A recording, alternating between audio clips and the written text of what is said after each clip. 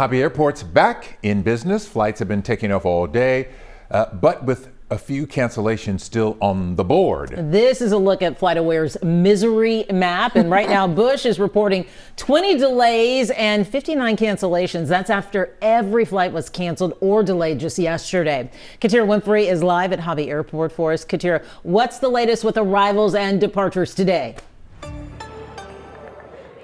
Well, Lynn and Mia, it has been a slow but steady flow of travelers all day. As a matter of fact, this might be the largest concentration of people I've seen at TSA all day, but you can tell the day is winding down. Let's take a look at the departure board over here. You can see a lot of them are still showing on time, and some of them you see some different times, but just a few canceled, and that's what we've kind of been seeing all throughout the day.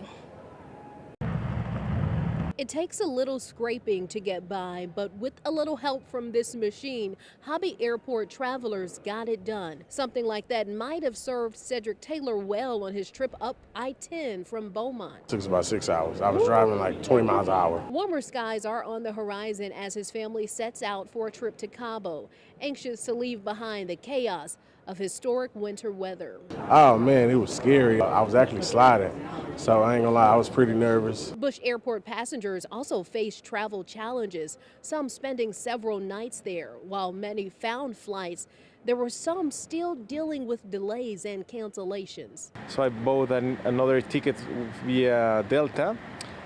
Hopefully I can join the flight at 11 a.m. Hobby Airport opened back up Wednesday at 9 a.m. Travelers began making their way through security a few hours before.